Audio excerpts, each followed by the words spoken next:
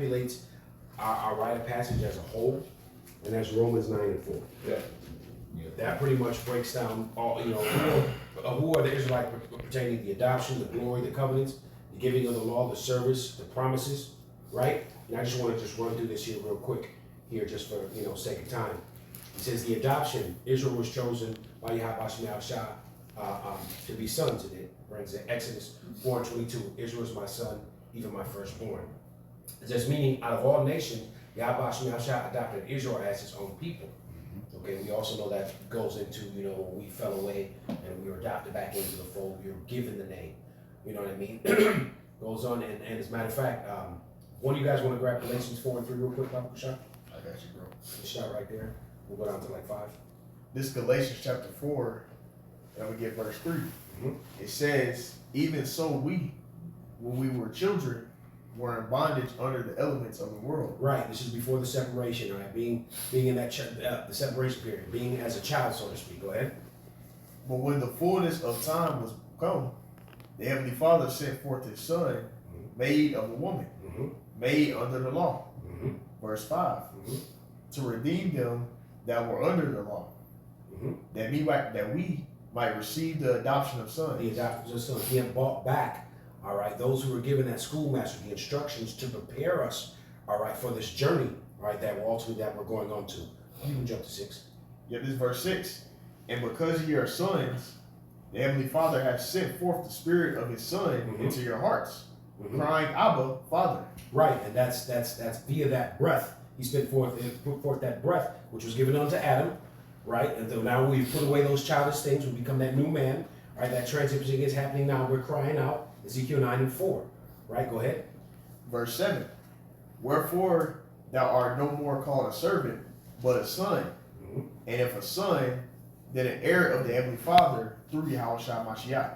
Right, so basically he's establishing us back unto that original rulership. All right, establishing that ruling government once again. All right, now when it goes into glory, it says, this refers to a visual presence of Yahweh Shah, often called the Shekinah. When we just chew out, spit out the bones, how Chad is. It says, it appears in the wilderness, in the tabernacle, and later in the tabernacle, in the temple. Key points, tabernacle. It says, meaning Yahweh Shah dwelt among Israel in a visible way. All right, so we know ultimately the tabernacle is with men, as Yahweh Shah. All right, as the scriptures say, we are the tabernacle of that third temple. All right, and that glory is getting ready to be seen, as the priest beautifully brought out, the bride who was withdrawn from the earth. All right, that goes back to that rite of passage. And it says the covenant. All right, Yahweh Shah made several covenants with Israel through their forefathers. Covenant with Abraham, covenant with Moses, covenant with David. All right, now we know the two main the covenant at the very beginning with Moses and this coming marriage ceremony, all right, which is a definition of the rite of passage, all right, is what this is chiefly going into. But it goes on to say, these establish land, law, kingship, future kingdom promises. And it says the giving of the law. Yahweh Shah gave Israel a law at Mount Sinai. This law governed our society, defined righteousness, separated them from other nations. Right? Going back to the letter, which we talked about.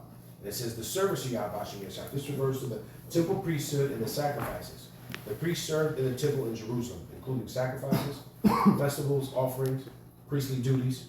It goes on to say the promises. These are prophetic promises given to Israel, including the coming of the Messiah, the restoration of the kingdom, which we're at hand right now, the salvation and the inheritance. And here's the point. It says these promises are tied to the throne of David. And that ultimately is where it's at. All right, all this, that rite of passage is defined, as the throne of David that was only given to a particular nation of people out here, man. All right, so understanding that rite of passage, as you said, if you're a king and you have a son, he's going to inherit. Inheritance is rite of passage that's only meant for that son. Okay, it's not meant for that son to share with anybody else. That's specifically for a nation of people. Because we're being groomed on this side for leadership, for rulership, ultimately. All right? So that's pretty much all I had. If any of you brothers got any closing precepts or anything y'all want to add to it? This real quick. Romans 8:17, and you got it. NLT. And since we are his children, we are heirs. In fact, together with Yahweh Shah, we are heirs of the Heavenly Father's glory. But if we are able to share his glory, we must also share his sufferings. Yep. And that goes back into what? This passage. That's a rite of passage. You know, before, you know, what is it? Before honor is humility. Beautiful. The why. Before their honor, there's humility. And we being humiliated on every side, but that humiliation is turning around, man. Or it's now turning into honor. The Bible's never been more speaked about than it is right now. You can't scroll 2-3 thumb swipes without someone talking about or breaking down a precept wrong. But it doesn't matter. The key point is that it's being talked about. Because it started with our head apostles on down. And that's what's overtaking this whole world right now. The Bible. Ultimately. 100%. Yeah, you can go ahead, brother. It's all good. Yeah.